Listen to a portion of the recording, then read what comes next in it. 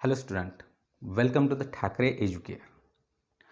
आज आपण सायन्सचं फर्स्ट लेक्चर स्टार्ट करतो स्टुडंट, ज्यामध्ये तुम्हाला सायन्स या विषयाचं इंट्रोडक्शन मिळणार आहे. इंट्रोडक्शन इन द सेन्स की या सायन्स सब्जेक्टमध्ये किती चॅप्टर आहेत, कुठल्या कुठल्या पार्टचे चॅप्टर आहेत. आता कुठला पार्ट म्हणजे याच्यामध्ये मेन 3 पार्ट आहेत स्टुडंट्स, जसं की फिजिक्स, केमिस्ट्री आणि मॅथमॅटिक्स. आता फिजिक्स, केमिस्ट्री, मॅथमॅटिक्स म्हणजे काय, तर थोडक्यात तुमचं जे सायन्स आहे, तुम्हाला माहिती असेल की सायन्सचे तुम्हाला 2 पार्ट आहेत. Science and technology part 1 and second part is science and technology part 2. तुम्ही जर पुस्तक उघडून पाहिलं असेल स्टुडंट्स, तर तुम्हाला जो सायन्स अँड टेक्नॉलॉजी पार्ट 1 मध्ये साधारण 10 टॉपिक आहेत. आणि हे जे टॉपिक आहेत त्या टॉपिकवर का जर तुम्ही थोडीशी नजर टाकली तर तुमच्या एक लक्षात येईल की हे जे टॉपिक आहेत हे फिजिक्स अँड केमिस्ट्री विषयाशी निगडीत आहेत. म्हणजे थोडक्यात कंप्लीट सायन्सला भविष्यामध्ये आपण 3 वेगवेगळ्या पार्टमध्ये डिवाईड करणार आहोत. जसं की तुम्ही म्हणता की 11th-12thला मला सायन्स घ्यायचं, तर सायन्स घेतल्यानंतर तुम्हाला 3 मेन सब्जेक्ट असतात, फिजिक्स, केमिस्ट्री, बायोलॉजी. मॅथमॅटिक्सचं सब्जेक्ट आहेच, पण तुमचं जे सायन्स आहे या सायन्सला आपण 3 वेगवेगळ्या टॉपिक्समध्ये, 3 वेगवेगळ्या सब्जेक्टमध्ये डिवाईड करतो. तर थोडक्यात आपण असं कन्सिडर करून जाऊया की आपलं जे सायन्स आहे ते 3 मेन पार्टमध्ये डिवाईड झालेलं आहे. एक म्हणजे फिजिक्स, ज्याला आपण भौतिकशास्त्र म्हणतो. दुसरं म्हणजे केमिस्ट्री, ज्याला आपण रसायनशास्त्र म्हणतो. आणि तिसरं म्हणजे सायन्स अँड टेक्नॉलॉजी पार्ट 2, ज्याला आपण बायोलॉजी म्हणूया, ज्याला आपण मराठीत जीवशास्त्र असं म्हणतो. ठीक आहे. या जीवशास्त्राचे सुद्धा 2 प्रकार आहेत. या जीवशास्त्रामध्ये प्राणीशास्त्र आणि वनस्पतीशास्त्र. जसं की प्राणीशास्त्र म्हणजे झूलॉजी आणि वनस्पतीशास्त्र म्हणजेच बॉटनी. तर या सगळ्या सब्जेक्ट्सशी रिलेटेड काही छोटे छोटे चॅप्टर्स तुम्हाला 10th मध्ये आहे स्टुडंट्स, आणि हे सगळे चॅप्टर्स आपल्याला प्रिपेअर करायचे आहेत. ठीक आहे. तर तुमच्या लक्षात आलं असेल की सायन्स अँड टेक्नॉलॉजी या सब्जेक्टमध्ये 3 वेगवेगळे विषय दडलेले आहेत. फिजिक्स, केमिस्ट्री, बायोलॉजी, भौतिकशास्त्र, रसायनशास्त्र आणि जीवशास्त्र. यामध्ये सायन्स अँड टेक्नॉलॉजी पार्ट 1 मध्ये आपण भौतिकशास्त्र आणि रसायनशास्त्राचे काही चॅप्टर्स प्रिपेअर करणार आहोत. जर का तुम्ही चॅप्टर्स पाहिले असतील तर भौतिकशास्त्रामध्ये ग्रॅव्हिटेशन नावाचा चॅप्टर आहे, ज्याच्यामध्ये ऑप्टिक्स नावाचा चॅप्टर आहे, ज्याच्यामध्ये स्पेस मिशन नावाचा चॅप्टर आहे, ज्याच्यामध्ये effects due to electric current नावाचा चॅप्टर आहे. तर हे जे चॅप्टर्स आहेत स्टुडंट्स, या चॅप्टरचा काही भाग म्हणजे जो इंट्रोडक्टरी पार्ट आहे, फक्त इंट्रोडक्टरी पार्ट आपल्याला 10th मध्ये आहे. त्यामुळे स्टुडंट्स अजिबात घाबरू नका. खूप सोपे चॅप्टर्स आहेत आणि खूप सोप्या पद्धतीने आपण याला प्रिपेअर करणार आहोत. मात्र 2 गोष्टी आवश्यक आहेत की ज्या वेळेस तुम्ही हा व्हिडिओ बघताय त्यावेळेस तुमच्या समोर टेक्स्टबुक असणं खूप गरजेचं आहे. कारण जे काही लेक्चर्स होतील हे टेक्स्टबुक अकॉर्डिंगच होणार आहेत. त्यामुळे तुमच्यासमोर टेक्स्टबुक पाहिजे. तसंच तुमच्या समोर एक छोटीशी नोटबुक आणि एक हायलायटर पेन, ज्याला जे काही अवघड शब्द असतील, ज्याचे मीनिंग्स आपल्याला लक्षात येत नसेल, तर त्याला हायलाईट करून त्याचे मीनिंग लिहिण्यासाठी तुमच्याकडे 1-2 कलरचे पेन असावेत. ठीक आहे स्टुडंट्स. तर नेक्स्ट व्हिडिओ आपला ज्यावेळेस येईल त्यावेळेस तुमच्याकडे नक्कीच या गोष्टी असतील, ज्याच्यामध्ये टेक्स्टबुक, नोटबुक, 1-2 कलरचे पेन आणि एक छोटंसं हायलायटर. ठीक आहे स्टुडंट्स. तर आपण हा जो सब्जेक्ट आहे या सब्जेक्टच्या इंट्रोडक्टरी पार्टला स्टार्ट करूया. त्यातला पहिला पार्ट आहे भौतिकशास्त्राचा. जसं की भौतिकशास्त्राच्या बाबतीत मी तुम्हाला सांगितलंय की याच्यामध्ये हे टॉपिक्स आहेत, जसं की ग्रॅव्हिटेशन आहे, ज्याला आपण मराठीत गुरुत्वाकर्षण म्हणतो. मग आता गुरुत्वाकर्षण काय असतं की एखादी गोष्ट आपण आकाशात फेकली की ती जमिनीकडेच काय येते, तर जमिनीमध्ये अर्थात आपल्या पृथ्वीमध्ये एक प्रकारची शक्ती दडलेली आहे. आणि तुम्हाला माहिती की ती शक्ती कुठली असेल, तर ती गुरुत्वाकर्षण शक्ती आहे. तुम्ही चुंबक पाहिलं असेल स्टुडंट्स, 2 चुंबक एकमेकांकडे आकर्षित होतात, पण सगळ्याच बाबतीत म्हणजे सगळ्याच गोष्टींना चुंबक आकर्षित करून घेत नाही. फॉर एक्झाम्पल, एखादी लोखंडी वस्तू असेल तर ते त्याला आकर्षित करून घेईल, एखादा मेटॅलिक ऑब्जेक्ट असेल तर ते त्याला अट्रॅक्ट करेल. पण सगळ्याच ऑब्जेक्टला चुंबक अट्रॅक्ट करतं का, चुंबक आकर्षित करतं का? नाही करत. का नाही करत? कारण जे चुंबकीय पदार्थ आहेत, जे ऑब्जेक्ट चुंबकीय आहेत, जे ऑब्जेक्ट मॅग्नेटिक मटेरियल्स आहेत, जे मटेरियल मॅग्नेटिक आहे त्या मॅग्नेटिक मटेरियललाच मॅग्नेट काय करतं, अट्रॅक्ट करतं. बघा, तुम्ही एखादा प्लॅस्टिकचा तुकडा असेल, लाकडी तुकडा असेल, त्या चुंबकाजवळ घेऊन जा, त्याला काहीच फरक पडणार नाही आणि चुंबक देखील त्याला अट्रॅक्ट करणार नाही. मात्र पृथ्वीच्या बाबतीत तसं आहे का स्टुडंट्स? बिलकुल नाही. पृथ्वीच्या बाबतीत तसं अजिबात नाही आहे. पृथ्वीवरून तुम्ही कुठलीही गोष्ट वर फेका आकाशात, ती ॲटोमॅटिकली खाली येईल आणि ते पृथ्वीची ती जी ताकद आहे त्याला आपण म्हणतो गुरुत्वाकर्षण, ज्याला इंग्लिशमध्ये आपण म्हणतो ग्रॅव्हिटेशन, या ग्रॅव्हिटेशनल फोर्स, गुरुत्वाकर्षण बल. ठीक आहे स्टुडंट्स, तर हा जो ग्रॅव्हिटेशनल फोर्स आहे हा किती आहे, काय आहे? कारण पूर्वीच्या काळात, आता तुम्ही बघा की हे विज्ञान कसं चालतं किंवा विज्ञान काम कसं करतं, आपल्याला विज्ञान समजून घ्यायचं असेल तर आपण कुठला ॲप्रोच ठेवायला पाहिजे. तुम्ही एक समजू शकता की फाइनमन नावाचा एक बेस्ट सायंटिस्ट होता, त्या सायंटिस्टनं सांगितले स्टुडंट्स की विज्ञान हे एका बुद्धिबळासारखं आहे. आता तुम्ही म्हणताल बुद्धिबळासारखं कसं? तर समजा दोन माणसं बुद्धिबळ खेळत आहेत आणि तिसरा माणूस त्यांच्या शेजारी बसलाय. आता दोन माणसं बुद्धिबळ खेळत आहेत, तिसरा माणूस त्यांच्या शेजारी बसलाय, पण तिसऱ्या माणसाला हे माहिती नाही स्टुडंट्स की बुद्धिबळाचे नियम कसे आहेत, बुद्धिबळ कसं खेळलं जातं. तो फक्त ऑब्झर्व करतोय आणि तो बघतोय की हे दोघं माणसं कसे खेळत आहेत. मग समोरचा माणूस बघतोय की उंट हा तिरपा चालणार, हत्ती सरळ चालणार, घोडा अडीच घर चालणार. मग तो जो थर्ड पर्सन आहे तो थर्ड पर्सन रूल्स लिहितो की उंट हा नेहमी तिरपाच चालतो, हत्ती हा नेहमी सरळच चालतो, घोडा हा नेहमी अडीच घरच चालतो, घोडा कधीच एक घर चालत नाही किंवा घोडा कधीच सरळ चालत नाही, घोडा कधीच तिरपा चालत नाही, तो फक्त अडीच घरच चालतो. थोडक्यात विज्ञानाच्या बाबतीतही हेच स्टुडंट की आपण काय करतो, आपण निसर्गाला ऑब्झर्व करतो, आपण निसर्गाकडे बघतो की कुठल्या गोष्टी घडतायत.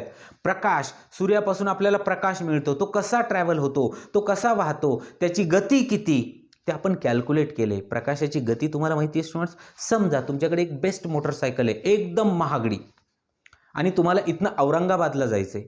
किती किलोमीटर आहे? 60 किलोमीटर. किती वेळेत जाऊ शकाल स्टुडंट्स? तुम्ही 200च्या जरी स्पीडनं गेले तर फार 10 मिनटं लागेल. पण ते पॉसिबल नाही आहे, सध्याच्या कंडिशनमध्ये तरी पॉसिबल नाही आहे. तुम्हाला किमान अर्धा पाऊण तास नक्कीच लागेल. पण स्टुडंट, प्रकाशाचा जर का वेग पाहिला, तुमच्या मोटरसायकलचा वेग होता 50 मीटर पर सेकंड आणि प्रकाशाचा जर का वेग पाहिला स्टुडंट्स, तर प्रकाशाचा वेग आहे 3 लाख किलोमीटर प्रति सेकंड. थोडक्यात या सगळ्या गोष्टींचा आपल्याला अभ्यास करायचा आहे. मग तुम्ही म्हणताल सर की प्रकाशाचा वेग जर एवढा जास्त आहे तर आपण कसा कॅल्क्युलेट केला, पृथ्वीची गुरुत्वाकर्षण शक्ती आपण कशी फाइंड केली? तर स्टुडंट, त्याच्यासाठी एक आपल्याला छोटे छोटे एक्सपेरिमेंट परफॉर्म करायचे. आता कुठले एक्सपेरिमेंट? जसं की फॉर एक्झाम्पल मला पृथ्वीची गुरुत्वाकर्षण शक्ती फाइंड करायची, मला पृथ्वीची ग्रॅव्हिटेशनल फोर्स फाइंड करायचा आहे.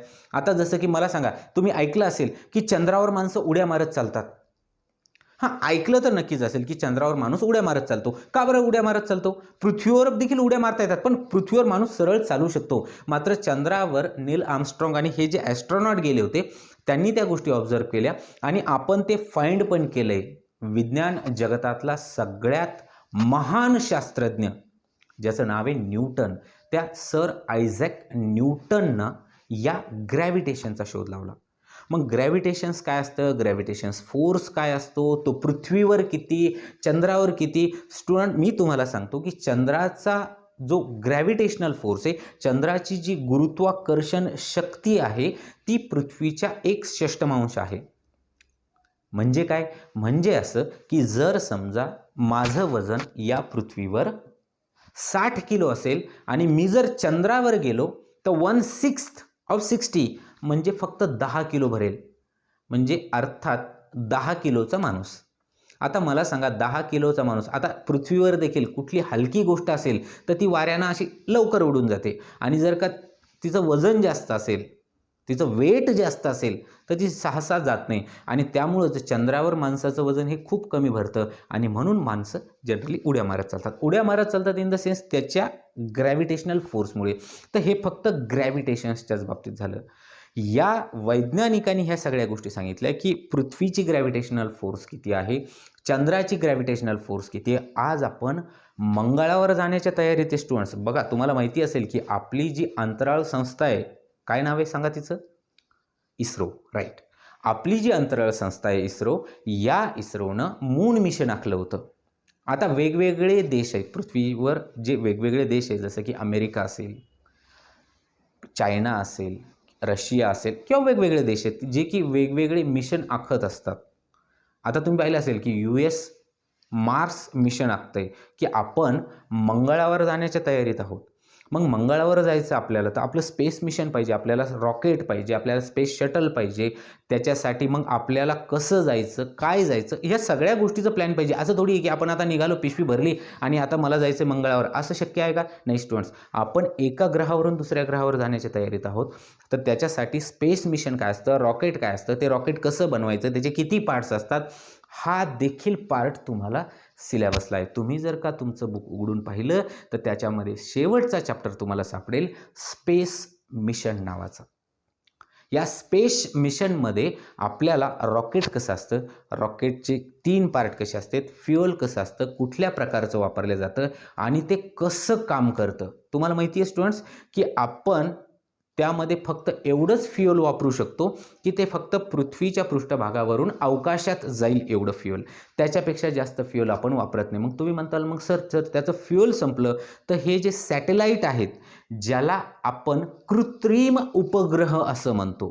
आता उपग्रह म्हणजे काय आणि कृत्रिम उपग्रह, आता कृत्रिमचा अर्थ तुम्हाला माहिती आहे की जो माणसाने बनवलेला आहे, नैसर्गिक नाही. नैसर्गिक उपग्रह कुणाला म्हणायचं? चंद्र. जसं की पृथ्वीचा चंद्र हा नैसर्गिक उपग्रह आहे. का नैसर्गिक उपग्रह आहे स्टुडंट्स? कारण चंद्र हा पृथ्वीच्या भोवती फिरतो, पृथ्वी ही सूर्याच्या भोवती फिरते, हे मला माहिती आहे आणि हे तुम्हालाही माहिती आहे. पृथ्वी स्वतः भोवती फिरता फिरता सूर्याच्या भोवती फिरते. आता तुम्हाला हे माहिती आहे का की पृथ्वीला सूर्याच्या भोवती फिरण्यासाठी किती वेळ लागतो, किती कालावधी लागतो? यस सर, त्याला पृथ्वीच्या भोवती फिरण्यासाठी 365 दिवस लागतात आणि पृथ्वीला स्वतःच्या भोवती एक प्रदक्षिणा घालण्यासाठी किती वेळ लागतो? तर 24 तास. पण स्टुडंट, जो मून आहे, जो चंद्र आहे, हा पृथ्वीचा उपग्रह आहे आणि हा नैसर्गिक उपग्रह आहे. या मूनप्रमाणेच आपण काय करतो, छोटे छोटे कृत्रिम उपग्रह जे की माणसांनी बनवलेले आहेत ते अवकाशात पाठवतो. काय गरज आहे स्टुडंट पाठवण्याची? तुम्हाला माहिती असेल की टेलिकम्युनिकेशन पर्पजसाठी आपण हे सॅटेलाईट पाठवत असतो. याचे वेगवेगळे ॲप्लिकेशन आहेत, याचे वेगवेगळे यूजेस आहेत. जसं की तुम्ही बघा, तुम्हाला मेसेज येत असेल की आज हवामान असं आहे, उद्या पाऊस पडणार, इथे गारपीट होणार. हे आपल्याला कसं समजतं? यालाच आपण इंग्लिशमध्ये वेदर फोरकास्टिंग म्हणतो. या वेदर फोरकास्टिंग पर्पजसाठी देखील आपल्याला सॅटेलाईटची गरज असते. आणि तुम्हाला तर माहितीच आहे की सॅटेलाईट रॉकेटच्या मदतीने आपण अवकाशात टाकतो आणि भविष्यामध्ये माणसं देखील एका ग्रहावरून दुसऱ्या ग्रहावर जातील. मग त्यासाठी आपल्याला त्याचं बेसिक ज्ञान असणं खूप गरजेचं आहे, त्याचं बेसिक नॉलेज असणं खूप गरजेचं आहे. मग तिथे आणखीन एक सायंटिस्ट येतो स्टुडंट्स, ज्याचं नाव आहे केपलर. आता तुम्ही म्हणताल की हे नावं असे कसे? Newton, Kepler, Kirchhoff's, Galileo. आता मॅक्झिमम रिसर्च ज्यांच्या नावे आहेत हे मॅक्झिमम बाहेरचे शास्त्रज्ञ आहेत स्टुडंट, आणि तिकडल्या देशात त्यांची नावं असेच आहेत. आपल्यासारखे रमेश, सुरेश, गणेश अशी नावं नाही आहेत. त्यामुळं आपल्याला थोडीशी प्रॅक्टिस केली तर ते नावं देखील लिहिता येतील. Sir Isaac Newton, Kepler's, Kirchhoff's, Galileo, आणि यांच्या स्टोरीज देखील खूप इंटरेस्टिंग आहे स्टुडंट्स. तुम्हाला माहिती असेल की गॅलिलिओनं कुठला शोध लावला? गॅलिलिओनं दुर्बिणीचा शोध लावला. आणि पूर्वी बायबलमध्ये देखील असं लिहिलेलं होतं की पृथ्वी ही विश्वाच्या केंद्रस्थानी आहे. पृथ्वी विश्वाच्या केंद्रस्थानी आहे आणि या पृथ्वीच्या भोवती सूर्य फिरतो. कारण तुम्ही बघा, एक साधा माणूस कसा विचार करू शकतो? तो जर असा एका ठिकाणी उभा राहिला आणि त्यांनी ऑब्झर्व केलं, पूर्वेकडून सूर्य उगलाय आणि वर गेलाय, वरून संध्याकाळी तो पश्चिमेला मावळतोय. थोडक्यात काय, सूर्य उगतो आणि मावळतो, आपल्याला सूर्य हलताना दिसतो. तो माणूस कधी स्वतः हलतो का? नाही. पण प्रत्यक्षात तसं आहे का स्टुडंट? नाही. याला पॅराडॉक्स म्हणतात. आता हे पॅराडॉक्स काय? मी तुम्हाला एक छोटंसं एक्झाम्पल सांगतो की पॅराडॉक्स काय असतं. पॅराडॉक्स म्हणजे त्या गोष्टी तशा नसतात पण त्या वाटतात. आता नेमकं हे कसं एक्सप्लेन करणार? फॉर एक्झाम्पल बघा, तुम्ही 3 मित्र आहात आणि तुमचे 2 मित्र हे ट्रेनमध्ये बसलेले आहेत आणि ट्रेनवर 2 प्लॅटफॉर्म आहेत आणि ट्रेन एकाच डायरेक्शननं जातीये. तिसरा मित्र तुमचा म्हणजे तुम्ही जो आहात ते प्लॅटफॉर्मवर आहात. आता तुम्हाला माहिती आहे की तुमचे जे 2 मित्र आहेत ते एकाच ट्रेनमध्ये बसून जात आहेत, पण त्या मित्रांनी ज्यावेळेस एकमेकांना बघितलं तर ते एकमेकांना स्थिर वाटतात, कारण दोघं एकाच स्पीडनं चाललेत आणि एकाच दिशेनं चाललेत. म्हणजे ए बी सी असे 3 फ्रेंड असेल, ए बी हे ट्रेनमध्ये असेल आणि ए न बीला जर का पाहिलं तर एला वाटन की बी तर हा कॉन्स्टंट आहे, हा स्थिर आहे, हा मोशनमध्ये नाही, हा गतीमध्ये नाही आहे, तो स्थिर आहे. आणि बीनं जर एला पाहिलं तर त्यालाही तसंच वाटेल. पण स्टुडंट, तुम्ही तर प्लॅटफॉर्मवर आहात, तुम्हाला माहिती आहे दोघंही एका दिशेने ट्रॅव्हल करतात. आणि या जगतामध्ये प्रत्येक गोष्ट ही गतीमध्ये आहे. तुम्ही पाहिलं असेल की पृथ्वी स्वतःभोवती फिरते, स्वतःभोवती फिरता फिरता ती सूर्याभोवती फिरते. आपण पृथ्वीवर आहोत, म्हणजे इनडायरेक्टली आपण सुद्धा मोशनमध्ये आहोत. पण motion is a relative concept. हे वाक्य लिहून घ्या student. Motion is a relative concept. म्हणजे एकाच्या रिलेटिव्ह दुसऱ्याची मोशन ही कन्सिडर केल्या जाते, ती ठरवल्या जाते की ती रिलेटिव्ह आहे. रिलेटिव्ह आहे म्हणजे काय, की जसं मी तुम्हाला एक्झाम्पल सांगितलं की ए न बीला पाहिलं तर एला वाटेल बी हा कॉन्स्टंट आहे, तो स्थिर आहे. तुम्ही ट्रेनमध्ये बसून बघितलं असेल स्टुडंट, विंडोच्या बाहेर आपण ज्यावेळेस बघतो त्यावेळेस झाडं पाठीमागे पळताना दिसतात. रिॲलिटीमध्ये झाडं पळतात का? नाही पळत. मोशनमध्ये आपण असतो, पण आपल्याला काय वाटतं? झाडं पळायलेत. त्यालाच आपण पॅराडॉक्स म्हणतो स्टुडंट. आणि तुम्हाला असं वाटन की तुम्ही स्वतः कॉन्स्टंट आहात, कारण मी तर प्लॅटफॉर्मवर उभा आहे आणि माझे 2 मित्र ट्रेनमध्ये जात आहेत, म्हणजे ते मोशनमध्ये, मी कॉन्स्टंट. पण तुमचा आणखीन एक मित्र जो की ॲस्ट्रॉनॉट आहे, तो सॅटेलाईटमधून बघतोय पृथ्वी फिरतीये, म्हणजे तुमचं रेल्वे स्टेशन हे इनडायरेक्टली फिरतंय आणि तुम्ही सगळेच मोशनमध्ये आहात. तर ह्या सगळ्या गोष्टींचा भौतिकशास्त्रामध्ये कन्सिडर केल्या जाते ह्या गोष्टींना, आणि हे खूप इंटरेस्टिंग आहे. फक्त त्याच्यासाठी एक छोटीशी गोष्ट लागणार आहे स्टुडंट. काही गोष्टी आपल्याला समजत नाहीत, काही गोष्टींचे मिनिंग्स आपल्याला लवकर लक्षात येत नाही, आणि त्यासाठी आपल्याला एक छोटंसं हायलायटर लागेल. जसं जसं आपला सिलेबस पुढे जाईल तसं मी तुम्हाला ते सांगत चालेल की कसं हायलाईट करायचं, काय हायलाईट करायचं, कुठल्या वर्डाचा मिनिंग, कुठल्या वर्डचा मिनिंग काय असेल, ह्या सगळ्या गोष्टी मी तुम्हाला प्रॉपर पद्धतीनं सांगेन. ठीक आहे. हे होतं ग्रॅव्हिटेशन आणि स्पेस मिशनच्या बाबतीत. तुम्हाला इफेक्ट्स ऑफ इलेक्ट्रिक करंट नावाचा पण एक चॅप्टर आहे. जसं मी तुम्हाला सांगितलं, पूर्वी जे चायनीज लोक होते स्टुडंट्स, हे मॅग्नेशिया देशातून जात असताना, कारण ज्यावेळेस पूर्वीचे जे व्यवहार होते तर हे लोक चालत जायचे, घोड्याच्या पाठीवर बसून जायचे, कारण त्यावेळेस दळणवळणाची एवढी साधनं नव्हती. पण त्यावेळेस ज्यावेळेस हे लोक जायचे तर त्यावेळेस या मॅग्नेशिया देशातून जाताना त्यांच्या ज्या पायातले जी चप्पल वगैरे आपण म्हणतो, आता आजच्या काळात तर चप्पल ही रबरी किंवा कातडी असते, पण पूर्वीच्या चपला ज्या असायच्या त्यांना लोखंडी खिळे लावलेली असायचे आणि त्या खिळ्यांना त्या देशातले दगडच चिटकायचे. मग त्यांनी काही काही गोष्टींचा अभ्यास केला की हे जे दगड आहेत हे खिळ्यांना का बरं आकर्षित करून घेतात, आणि त्यानंतर त्यांनी त्याला नाव दिलं मॅग्नेट. हे मॅग्नेट नाव कशामुळे आलं, कारण ते मॅग्नेशिया देशापासून मॅग्नेट हे नाव आलेले स्टुडंट्स. आणि मॅग्नेट तुम्हाला माहिती असेल, ज्याला आपण चुंबक म्हणतो, या चुंबकाला 2 पोल असतात. या मॅग्नेटला 2 पोल असतात, 2 ॲक्सिस असतात. एकाला आपण नॉर्थ म्हणतो आणि एकाला आपण साऊथ म्हणतो. तुम्हाला स्क्रीनवर दिसत असेल की चुंबक हे नेमकं कसं असतं. इथे तुम्हाला मी बार मॅग्नेट दाखवतोय. बार मॅग्नेट बघा, या बार मॅग्नेटला 2 पार्ट आहेत. जो एक पार्ट आहे त्याला आपण नॉर्थ पोल असं म्हणतो आणि जो दुसरा पार्ट आहे तो साऊथ पोल असं म्हणतो. आणि स्टुडंट्स, ज्या वेळेस आपण या चुंबकाला असं हवेमध्ये कन्सिडर करू, म्हणजे त्याला जर आपण एखाद्या धाग्याने बांधलं सेंटरमध्ये आणि असं हवेमध्ये ठेवला, फॉर एक्झाम्पल याला आपण म्हणतो when that magnet is freely suspended in to the air, so it shows the direction of north and south. की ज्या वेळेस तो मॅग्नेट असा हवेमध्ये आपण तरंगून ठेवू त्यावेळेस तो नॉर्थ आणि साऊथ अशी दिशा दाखवतो आणि या दिशाच्या मदतीनंच आपण एरोप्लेन एका ठिकाणाहून दुसऱ्या ठिकाणी घेऊन जातो. जहाजांना देखील डायरेक्शन देण्यासाठी, दिशा दाखवण्यासाठी हे मॅग्नेट काम करतं. ठीक आहे स्टुडंट्स, तर या मॅग्नेटचा शोध त्यावेळेस लागला. पण मॅग्नेट म्हणजे फक्त लोखंडी वस्तूंना आकर्षित करणारी वस्तू एवढ्या पुरतंच मर्यादित होतो पूर्वीच्या काळी. पण नंतर असं लक्षात आलं की समजा एखाद्या वायरमधनं करंट फ्लो होतं. तुम्हाला माहिती असेल की एडिसननं विजेचा शोध लावला. तर वीज कशी तयार होते? आता बॅटरीमधनं करंट फ्लो होणार. करंट म्हणजे काय? तर फ्लो ऑफ इलेक्ट्रॉन्स. मग करंट काय असतं यावरही आपण खूप चर्चा करणार आहोत. पण थोडक्यात magnets, effects of electric current या इफेक्ट्स ऑफ इलेक्ट्रिक करंट म्हणजे काय? तर ह्या करंटचे दोन इफेक्ट आपल्याला या चॅप्टरमध्ये पाहिजेत. एक इफेक्ट आहे केमिकल इफेक्ट या heating effect of electric current. यातला पहिला इफेक्ट आहे heating effect of electric current आणि दुसरा इफेक्ट आहे magnetic effect of electric current. Heating effect of electric current म्हणजे काय? स्टुडंट, तुम्ही तुमच्या जीवनामध्ये वापरत आहात वेगवेगळ्या गोष्टी ज्या की इलेक्ट्रिसिटीवर चालतात, जसं की प्रेस, आयरन, ज्याने आपण कपडे इस्त्री करतो, ती कशावर चालते? किंवा आपल्या घरामध्ये आपण शेगडी वापरतो. तुम्ही पाहिलं असेल की ज्यावेळेस इलेक्ट्रिसिटी स्टार्ट केली त्यावेळेस त्या शेगडीमधनं करंट फ्लो होता आणि ती लाल कलरची होती, ज्याच्यामध्ये भरपूर हीट तयार होती. यालाच आपण म्हणतो heating effect of electric current.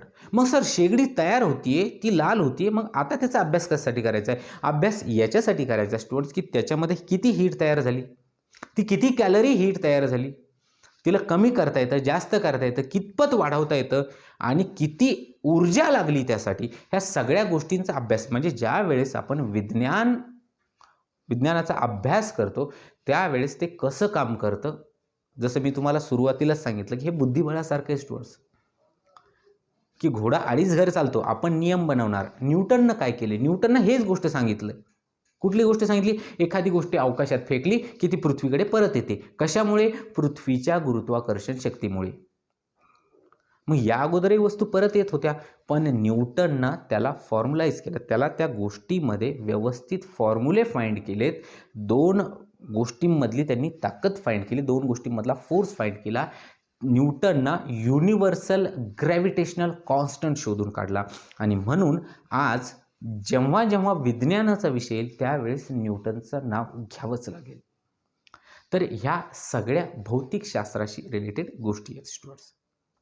आता विचार करूया की रसायनशास्त्राचा. जसं भौतिकशास्त्र तसंच रसायनशास्त्र देखील खूप इंटरेस्टिंग आहे, की वेगवेगळे एलिमेंट आपण शोधलेत. तुम्ही पाहिलं असेल की पिरियॉडिक क्लासिफिकेशन ऑफ एलिमेंट नावाचा चॅप्टर आहे, की त्याच्यामध्ये न्यूलंडची अष्टकं होती, अगोदर तर त्रिकं होती.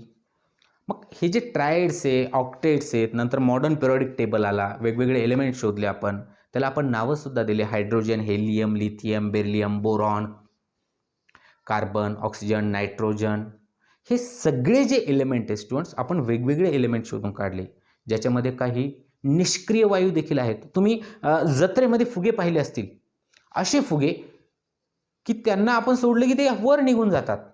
ते वर कशामुळे निघून जातात? ज्याच्यामध्ये निष्क्रिय वायू भरलेला असतो स्टुडंट. मग आता हे निष्क्रिय वायू म्हणजे काय?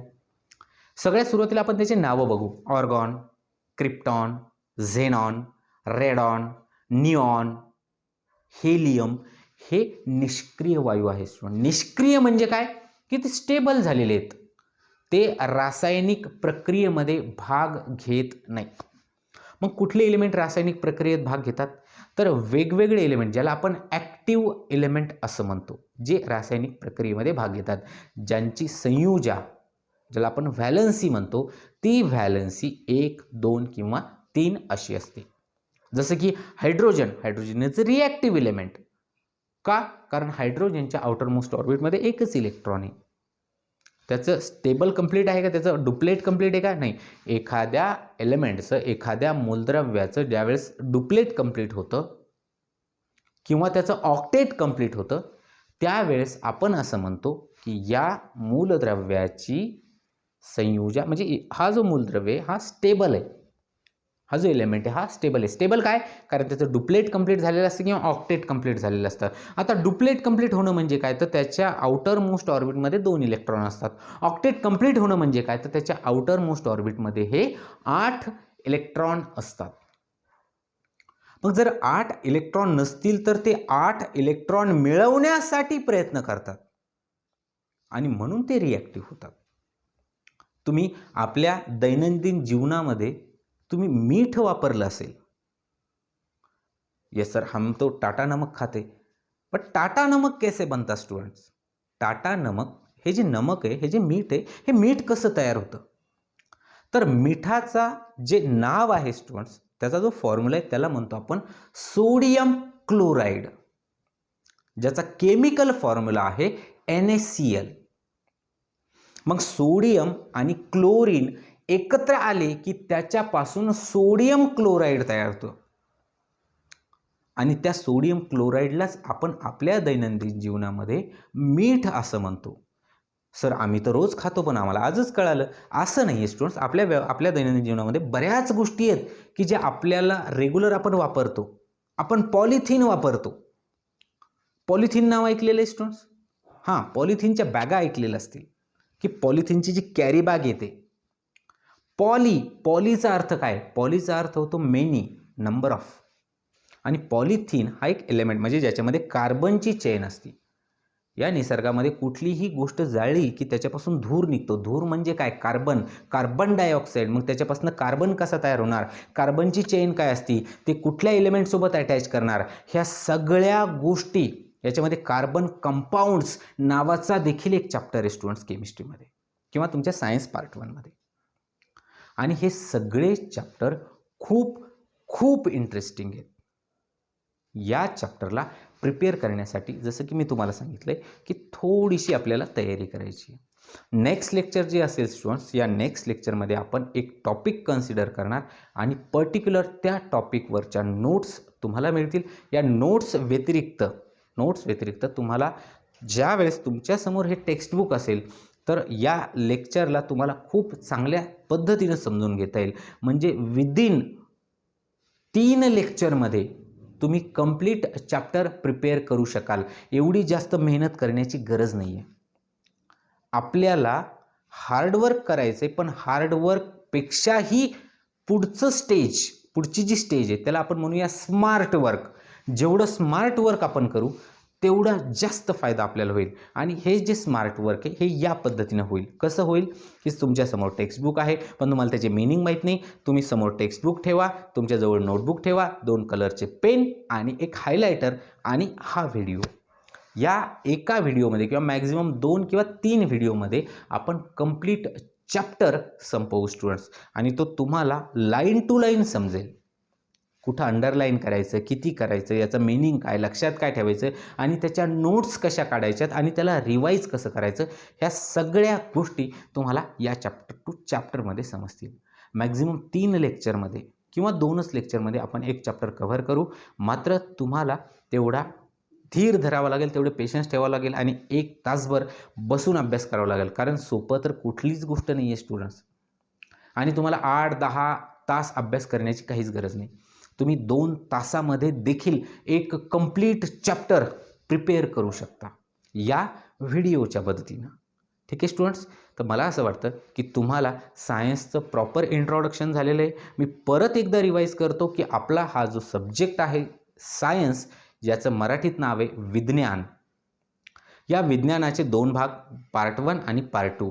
पण आपण ते 2 जरी असले तरी आपण त्याला 3 कन्सिडर करणार. कारण आपल्याला भविष्यासाठी सुद्धा शिकायचं आहे. ज्यावेळेस तुम्ही 11th-12th जाता त्यावेळेस तुम्हाला फिजिक्स, केमिस्ट्री, बायोलॉजी अशी नावं येतील. म्हणून आपण ते आतापासूनच त्याची तयारी करतोय की फिजिक्सचे किती टॉपिक? 5 टॉपिक. केमिस्ट्रीचे किती? 5. बायोचे किती? 10. त्याच्यामध्ये बॉटनीचे किती? 5. झूचे किती? 5. अशा प्रकारचे हे चॅप्टर आहेत आणि 2 लेक्चरमध्ये आपण सहज पद्धतीनं चॅप्टर संपवू शकतो. ठीक आहे स्टुडंट्स? तर चांगलं प्रिपरेशन करा आणि रीडिंगला स्टार्ट करा. मात्र पुढच्या वेळेस मी तुम्हाला सांगेनच की रीडिंग कशी करायची, किती करायची आणि कशा नोट्स काढायच्यात. ठीक आहे स्टुडंट्स? तर एकदा तुम्हाला सवय लागली की उद्या किंवा भविष्यामध्ये तुमच्या नोट्स तुम्हाला स्वतः काढता येतील. ठीक आहे स्टुडंट्स? तर तुम्हाला भविष्यासाठी खूप खूप शुभेच्छा. चांगला अभ्यास करा. आपण इथे थांबूया. थँक्यू.